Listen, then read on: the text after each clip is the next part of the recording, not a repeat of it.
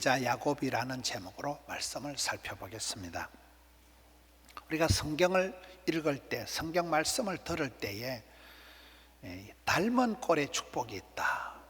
닮은 꼴의 축복은 뭘까요? 성경을 보다가 나하고 비슷한 사람을 만날 때 당황도 되고, 또 하나님께서 저런 사람을 들어 쓰시는구나, 그런 동병상련, 이신점심을 느낍니다.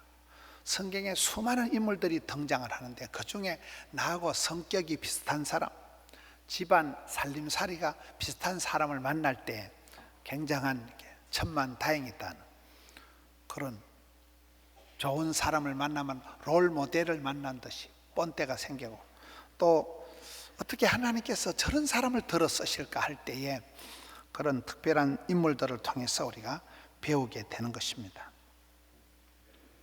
성경의 수많은 인물들 중에 가장 우리를 당황하게 하고 또 어떻게 보면 민망하기도 하고 그런 사람이 야곱입니다. 저는 야곱은 연구 대상이다. 야곱이라는 인물은 아주 독특한 인물이에요. 연구 대상이에요. 야곱에 대해서 오늘 살펴보려고 하는데, 첫째로 야곱은 태생적인 한계가 있는 세컨더예요. 구약성에서 가장 중요한 장자권이 없는 사람이에요. 장자권이 없는 장남이 아니에요. 둘째 아들에 불과한 세컨더인데, 이 야곱이 기어이 장자권을 쟁취를 하잖아요. 태생적으로 이분은 한계가 있는 사람이에요. 그리고 야곱의 집안은 제가 봤을 땐 배지밀 가족이다. 콩으로 만든 배지밀, 콩가루 집안이라고 봐야 돼요. 남편은 하나고 마누라는 4명이고 아가 12명인데 애미가 다 달라요. 구구각색이에요. 그럼 하나님께서 12명 쭉 세워놓고, 야, 본부인 출신들은 오른쪽으로 서라, 세컨더 출신들 중간에 서라, 종들이 놓은 서자 출신들은 왼쪽으로 서라, 이런 게 없어요. 그 복잡한 집안에 구구각색인 그 12아들을 12지파로 다 들어 쓰신 집안, 재활용의 축복을 받은 집안이 이 집안이잖아요. 독특한 집안이. 이름 자체가 사기꾼입니다. 이름 자체가 쏘기다, 약탈자, 사기꾼이란 뜻입니다. 아버지도 쏘겨먹고 형님도 쏘겨먹고 외삼촌도 쏘겨먹고 평생 사기치고 야반 도주하는데 은사받은 사람이 야곱이에요. 그런데 이름이 중요합니다. 구약에서는 이름이 중요한데 하나님께서 오늘 본문에 보면 이름을 계명을 해줍니다. 네 이름 먹고 사기꾼인데 다시는 네 이름을 야곱이라 부르지 말고 이스라엘이다, 이긴 자라고 불러라. 하나님께서 야곱의 이름을 성품을, 스타일을 바꿔 주시는 거예요. 여러분, 기적 중에 기적은 사람이 바뀌는 거예요. 기적 중에 기적은 내가 변화되는 거예요. 하나님께서 야곱을 이름부터 해서 근본적으로 야곱을 황골탈퇴, 변화의 주인공을, 기적의 주인공을 야곱의 축복으로 이 사기꾼을, 이 세컨더를 그렇게 이끌어 가신다는 거예요. 우리가 야곱을 볼 때 가장 민망한 것은 이 기질상의 문제예요. 기질상, 성격상 야곱은 넘게 질 줄을 모르는 아주 치사빤세예요. 아주 욕심꾸러기예요. 실력도 없으면서 자격도 안 되면서 남에게 질 줄을 모르는, 끝까지 물고 늘어지는 그 근성이, 투지가, 욕망이 말도 못하는 사람이 야곱입니다. 우리 야곱을 보면, 그 욕심꾸러기를 보면 상당히 당황을 하는 거예요. 어떻게 저런 인간이 하나님 앞에 쓰임 받을까? 엄마 뱃속에서부터 형님 에서와 다투었습니다. 태어날 때도 곱게 안 태어나고 형님 발을 딱 붙잡고 태어납니다. 오늘 본문의 야복강가에서 하나님과 씨름을 하는데 일사각오로 목숨을 걸고 매달리는 거예요. 전상 싸움꾼입니다. 여러분, 이 세상은 전쟁터와 같다. 무역 전쟁, 입시 전쟁, 모든 게 전쟁터와 같다. 대한민국이 지금 거의 내전 상태라는 거예요. 얼마나 싸우고 미워하고 갈등이 말로 못하는 이 땅 위에, 여러분, 세상 살아가는 게 다 전쟁이라는 거예요. 공중건세 잡은 자와 전쟁, 뱃살과의 전쟁, 전의 전쟁, 이 전쟁터와 같은 현실에서 야곱은 엄마 뱃속에서부터 싸움꾼이에요. 태어날 때도 싸움꾼이에요. 천상 실험꾼이에요. 오늘 본문에도 씨름쟁이, 씨름하는, 싸움하는 그런 선수로 야곱이 나옵니다. 여러분, 인생은 오늘 야곱이 홀로 남았더니 이 전쟁터와 방불한 세상에서 어떤 면으로는 궁극적인 시험은 아무도 나를 도와줄 수가 없는, 엄마 아빠도 나를 도와줄 수 없고 사랑하는 남편도 아내도 도와줄 수 없는 인생은 홀로 가는 거예요. 홀로. 야곱이 홀로 남았더니 인간적인 별별 방법을 다 써도 안 되던 야곱이 이제 하나님하고 독대 짓고 대면을 하는 거예요. 하나님의 얼굴을 배웠고 주의 사자와 1대1로 단둘이 붙어버리는 거예요. 저는 야곱의 일생 중에서 가장 제가 좋아하는 부분은 야곱의 러브 스토리예요. 이 계산적인, 이 10원짜리 하나 손해를 볼 줄 모르는 야비한 인성에 세상 야망이 이글거리는 야곱이 사랑을 하는 데는 보면 너무 순정파예요. 여러분, 라헬이라는 한 여인을 사랑해서 얼마나 이 여인을 사랑했습니까? 다 같이 한번 따라해 보겠습니다. 7년을 수일같이. 한 여인을 사랑해서 7년이 아니에요, 20년을 처갓집에 얹혀서 모섬 생활을 할 때 20년을 오해피데이, 1000년을 하루같이 그렇게 행복하게 20년을 홀라당 바친 사나이가 야곱이에요. 이런 사람이 어디 있습니까? 이런 사람이 사랑하는 한 여인을 위해서 20년을 종살이를 머슴살이를 해도 하나도 스트레스가 없는 7년을 수일같이 20년을 홀라당 바친 상남자예요. 야곱의 러브스토리가 얼마나 대단한가 하면 그 사랑하는 여인 라헬과 사이에서 아기가 2명이 태어납니다. 12아들들 중에 끄트머리 2명이 태어났는데 그 요셉을 놓고 끔찍하게 사랑합니다. 사랑하는 여인 사이에서 태어난 그 요셉에 대한 애정은 이거는 과하는 정도가 아니에요. 편애가 아니에요.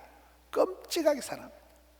위에 10명 형님들은 아무것도 아니고 사랑하는 여인 라헬과의 사이에 태어난 그 아이에게만 색동옷을, 꽃가옷을, 채색옷을 입힙니다. 남달리 사랑합니다. 그리고 막둥이 사랑한 여인 라헬과의 사이에서 태어나다가 엄마가 죽습니다. 사랑한 여인이 죽습니다. 라헬이 베냐민을 놓다가 죽는데 너무너무 산통이 심하니까 이놈아 내가 니 놓다 죽는다 이놈아 해서 아들 이름을 베노니라고 지었잖아요. 슬픔의 아들이라고 적으니까 얍삽한 야곱이 얼른 아이고 뭔 슬픔의 아들, 오른팔의 아들 베냐민을 이름을 싹 바꿔버려요. 그 사랑하는 여인이 놓다가 죽은 아들 베냐민을 끔찍하게 사랑합니다. 나중에 10명 형님은 아무것도 아니고 베냐민을 잃어버린 데 대해서 몸부림을 칩니다. 어떻게 한 남자가 한 여인을 향한 그 순정이 그렇게 사랑이 절절할 수 있을까? 저는 이 부분이 야곱의 일생 중에서 가장 대단한 게 천상 야곱은 사랑꾼이다. 여러분 보통 아빠들이 딸바보다 이래요. 딸바보. 자식을 사랑하는 부모님 마음은 절절하잖아요. 오매불망 내 새끼. 여러분 내 새끼를 위해 살아면 뭐든지 할 수 있는 게 엄마 아빠잖아요. 딸바보 아빠들이 어떻습니까? 여기에 야곱이 그 사랑하는 여인 라헬을 향한 사랑이 그 순정이 지극하지 못해서 벨라다니까요. 사랑꾼이라니까요. 한 여인을 향한 사랑이 끝이 없는 거예요.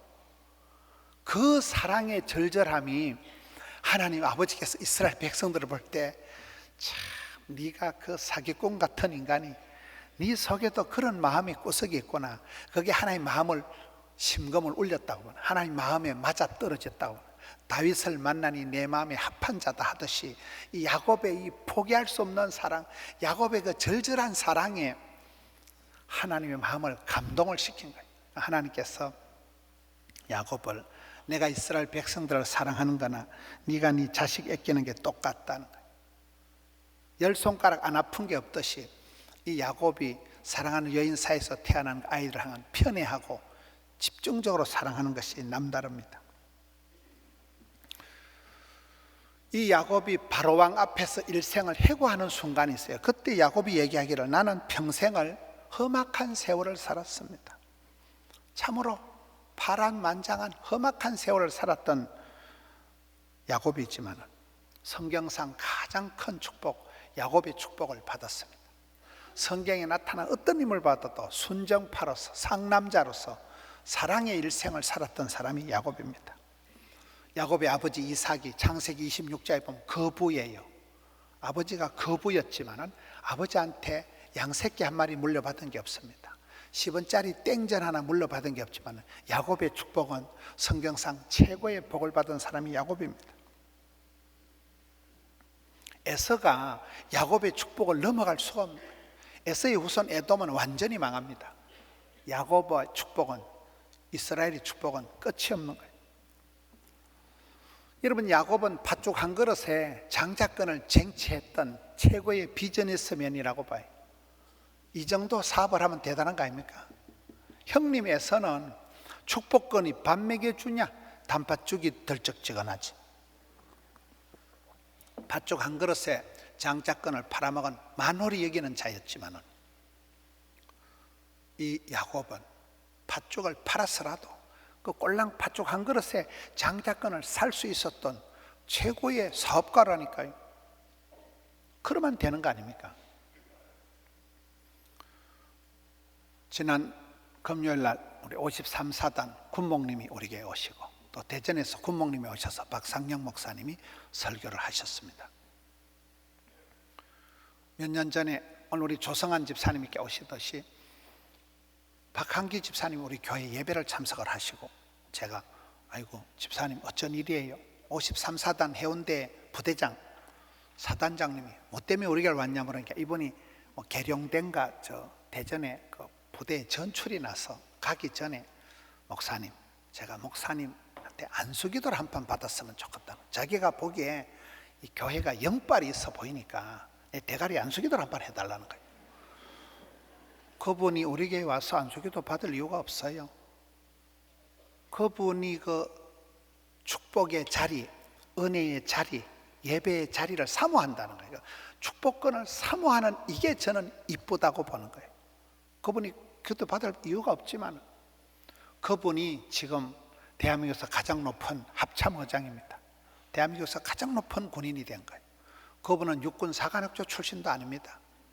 제대를 할 만반의 준비를 다 하고 있었는데 이상하니 성성장구하는 거예요. 우리가 살아갈 때 여기 야곱이 가지고 있던 게 뭐예요? 팥죽을 팔아서라도 나가 장자권을 사야 쓰겠다는 거예요. 주의 사자 바짓가리에 붙들고 늘어지는 거예요. 하나님 복을 주시옵소서. 이런 복을 받는 게 낫겠어요? 안 받는 게 낫겠어요? 우리가 뭐 복을 못 받아 환장이 돼가지고 뭐 귀복주의 타령하는 게 아니고 복 있는 사람이 있는데 갑질의 영감이 있는데 백배의 열실이 있는데 천대까지 복을 받는 사람이 있는데 복을 받아서 섬기고 베풀고 구제하고 선교하는 게 낫겠어요? 빌어먹는 게 낫겠어요? 야곱은 팥죽 한 그릇을 팔아서라도 나아가 복을 받아야 쓰겠다. 주여 오늘 이게 본문에 주의 사 바짓가리에 붙들고 하나님 복을 안 주려면 쉐리 밟아 지기삐라고 막 다음에 망하는 거나 지금 망하는 거나 똑같다고 보는 거예요. 망할 수 없는 반드시 내가 복을 받아야 되겠다. 내가 반드시 이겨야 되겠다는 거예요. 그 열망이 그 근성이 성부 근성이 성리 예감이 있는 거예요. 이 사람 엄마 뱃속에서부터 그게 있는 뱃속에서부터 질 수 없는 인생 태생적인 한계가 있는 인생 기질상으로 아주 약점이 많은 야곱이었지만은 싸워서라도 팥죽을 팔아서라도 실험을 해서라도 이겨나가는 거예요. 남에게 지고는 살 수 없는 그 더러운 욕심이 싸움에서 그 불태전의 투지가 뿌리 깊은 근성이 성장 본능 성리 예감이 있는 거예요. 이거에 우리가 성경 전체를 보면 하나님께서 다 예언해 놓은 거더라고요. 큰 자가 작은 자를 섬기리라. 하나님의 작품이에요. 하나님 다 설계해 놓은 얘기예요. 엄마 뱃속에서 투지를 길렀다니까요. 전투력을 최강의 전투력을 유지한 사람이에요. 야복강가에서 이름을 바꾸어 줄 때까지 하나님이 계명을 해줄 때까지 쏘가지 싸가지를 바꾸어 줄 때까지 싸우는 거예요. 끝까지 매달리고 일사각오로 늘어지니까 하나님의 열심이 하나님의 열정이 하나님의 본심이 하나님의 사랑이 얘하고 맞아떨어지는 거야. 참 네가 웃긴다. 여러분, 이스라엘의 많은 백성들이 그렇습니다. 오늘 이 시대가 얼마나 많은 사람들이 무력감에, 상실감에 빠져가지고, 이게 나라가 정치, 경제, 군사, 문화, 외교, 교육 많은 부분이 지금 무너져 있는. 사람들이 분노에 빠져 있는 거예요. TV도 안 보는 사람들이 많습니다. 상실감에 빠져, 무력감에 빠져 있는 거예요. 그럴 때 우리가 해야 될 게 뭘까요? 야곱이 한 것은 태생적으로 환경, 배경, 조건이 뒷받침이 안 되는 사람이에요. 그런데도 주의 사자 바지가에 붙고 늘어지는 거예요. 끝까지 늘어지는 거예요. 복을 주시든지 복을 안 주려면 하나님 각발발 지기비라고 막 그런 각오로, 일사각오로 매달리니까 하나님이 뭐 이런 인간이 다 있냐는 거예요. 졌다, 니한테 졌다, 하나님이 져주시는 거예요. 여러분, 딸 바보들은 아빠는 딸을 이겨먹질 못해요. 어떤 경우에도 져요. 우리 딸이 무슨 잘못을 해서 집사람이 저한테 일러바치면 당신이 잘못했구만. 어떤 경우에도 당신이 잘못한 거예요. 우리 딸은 항상 옳습니다. 잘못했대도 잘못하게 만든 거는 엄마 잘못이요. 태생적인 근본적인 잘못은 엄마 아빠한테 있는 거예요. 딸 바보들은 다 그렇습니다. 어떤 경우도 내 새끼는 옳은 거예요. 하나님께서 이 사기꾼 야곱을 대할 때 네가 근성이, 투지가, 네가 야망이 웃긴다 하죠. 어떻게 너는 질주를 모르나, 질주를. 더러운 욕심을 가지고 매달리니까 하나님이 살짝 져주시는 거예요. 출애굽기 17장에 보면 모세가 손을 들면 이스라엘이 이기고 기도에 손을 내리면 아말렉이 이기는 거예요. 여러분, 아말렉은 원수, 사탄, 마귀를 상징하는 존재입니다. 기도에 손을 들면 이스라엘이 이기고 손을 내리면 원수가 이긴다니까요. 손을 들고 나가는 게 낫겠어요, 지는 게 낫겠어요? 전쟁엔 지면 안 됩니다. 전쟁에 지면 비참하게 되는 거예요. 제가 중국에 가보니까 중국의 산둥반도 칭따오 위헤이 쪽에 2차 대전 때 전쟁 기념 박물관이 있더라고요. 2차 대전 때 중국 해군들이 일본 해군들에게 몰살을 당한대요. 거기에 무슨 자랑스럽게 전쟁 기념 박물관을 어마무시하게 지어놨더라고요. 그 제일 끝에 가보니까 낙후되면 매 맞는다 적어놨어요. 낙후되면 매 맞는다. 여러분, 중국이 실력이 떨어지니까 세계 열강이 와서 다 뜯어먹고 아편 전쟁에서 지고 홍콩을 뺏겼잖아요. 홍콩 들어보셨어요? 100년이 지난 지금도 시끄러워요. 홍콩이 지금도 난리도 아닙니다. 전쟁에 한번 지면 비참하게 되는 거예요. 영적인 전투에서, 세상과의 싸움에서, 자신과의 싸움에서 지면 안 되는 거예요. 손을 들면 이기고 손을 내리면 진다니까요. 전도의 원리도 그렇습니다. 나가면 있고 안 나가면 없는 거예요. 농사의 원리도 심으면 거두고 안 심으면 없는 거예요. 어떤 어려운 일이 있어도 어려운 일을 당할 때 그 어려운 일에 넘어지는 자는 시험이 되고 이기는 자에게는 그게 간증거리가 되고 연단이 되는 것입니다. 오늘 이 시대의 우울을 거절해라. 시대의 눈물을 거절해라. 이 시대가 아무리 악할지라도 세상을 이기고 자기를 극복하고, 고린도전서 9장 25절에 보니까 이기기를 다투는 자마다 모든 일에 절제하나니, 오늘 이 시대의 정신을 차리고 사탄, 마귀, 귀신의 괴계를, 속임수를 이겨야 됩니다. 악한 세력들이 온갖 수단을, 속임수를 써서 할 수만 있으면 우는 사자와 같이 밀가루로 치대면서 성도들을 자빠지게 합니다. 기도의 자리, 은혜의 자리, 축복의 자리에 빠지게 만드는 거예요. 예배 못 드리게 만드는 거예요. 기도 안 하게 만드는 거예요. 서서히 망가지는 거예요. 동방불패가 되지 마라. 동사무소 방위는 불쌍해서 패지도 않는다. 그래서 동방불패라 그래요. 필성불패가 돼. 성도들의 삶이 백전백성은 아니라 그래요. 우리가 노다지 쓰러지고 자빠지고 실수투성이지만은, 그러나 우리 하나님께서 최후 승리는 보장해 주신다. 야곱이 잘해서 이겨먹은 게 아니고 야곱에게 져주시면서라도 기어이 야곱의 이름을 바꾸어서라도 야곱을 이스라엘로 만들어주신 분은 하나님이시라는 거예요.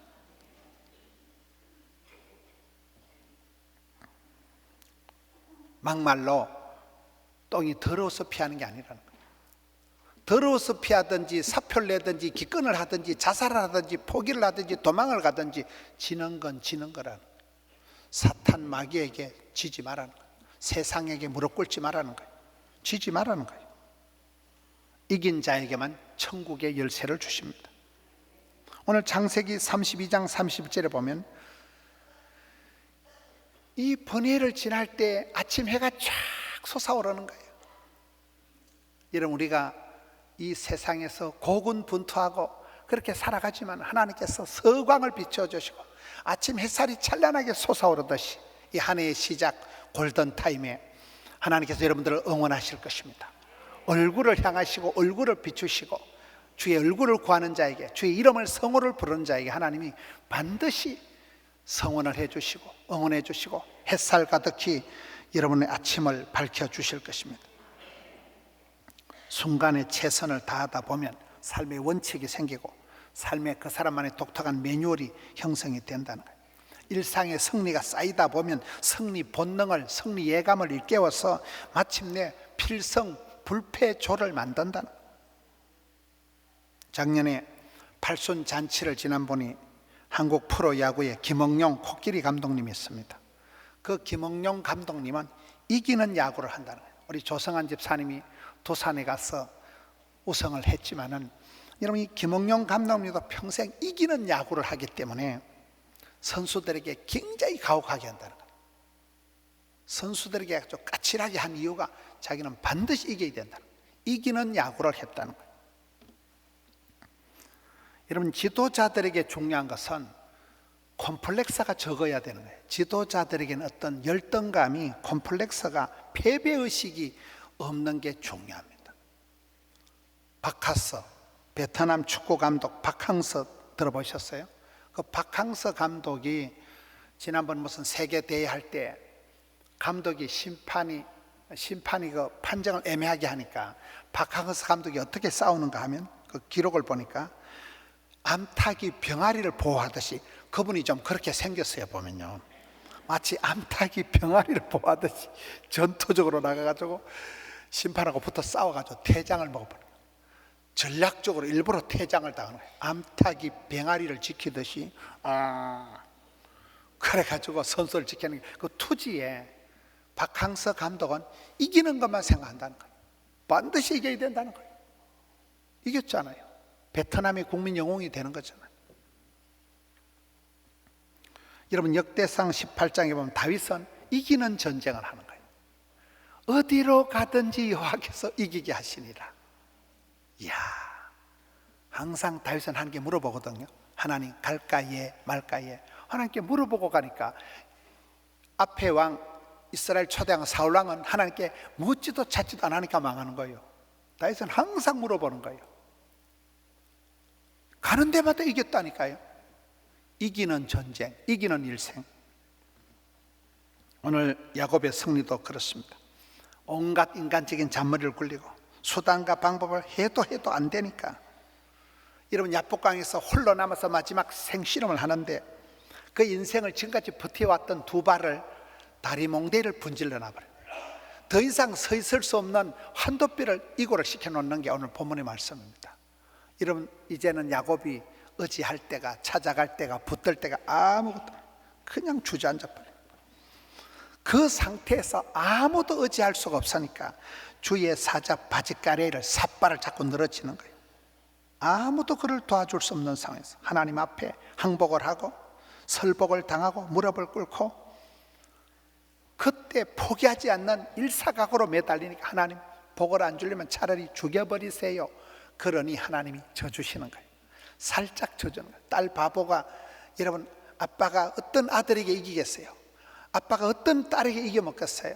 그 하나님 아버지께서 이스라엘 백성을 늘 쏘아주고 참아주고 져줬듯이 야곱에게 져주면서 이름조차도 바꾸어가면서 이제는 다시는 네 이름을 야곱이라 하지 마라. 이긴 자 이스라엘이라 해라.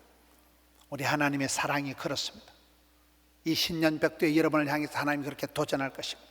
말이라도 잠꼬리라도 이름이라도 안 된다, 어렵다, 못 살겠다, 죽겠다, 힘들다는 입방정을 떨지 말아라.